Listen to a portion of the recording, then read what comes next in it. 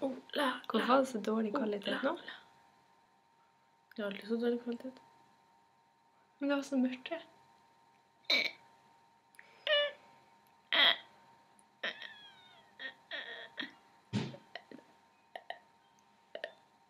Det funker ikke.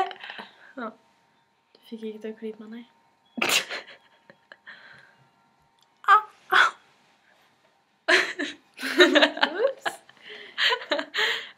Ups.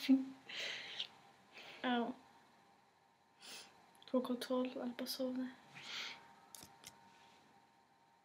Nei, det funker ikke.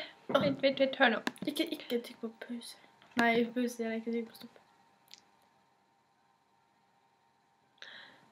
Hvor er det hen?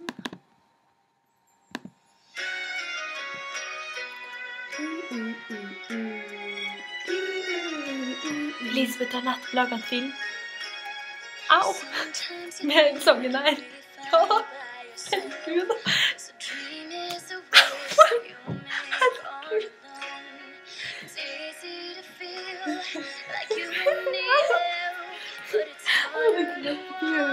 Ja, hva sa du?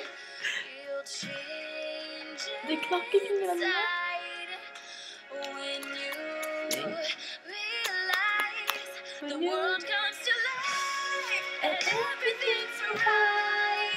From beginning to end. Takk. Au, jeg tusser i den.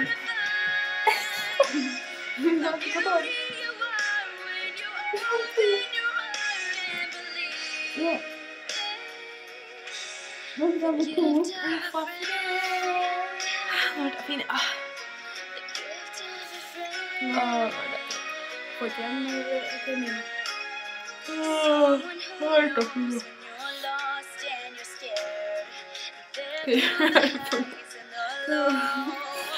Brianne, først nei.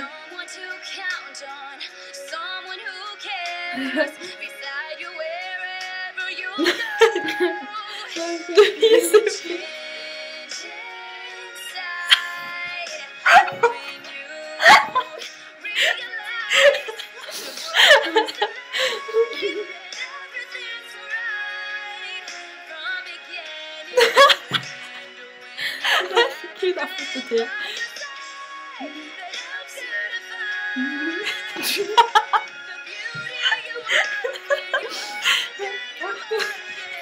Det er bare Nei.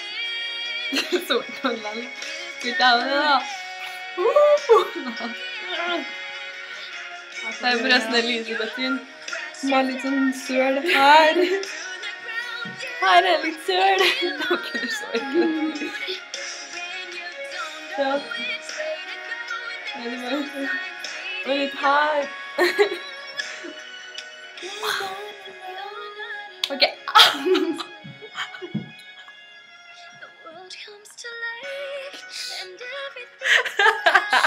Nei, Elisabeth, vi må vise outfitet ditt i dag.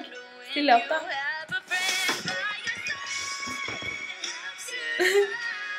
Tara! Og en fin morgenkappe som er fra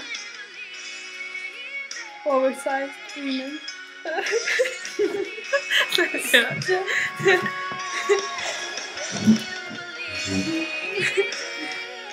Fin.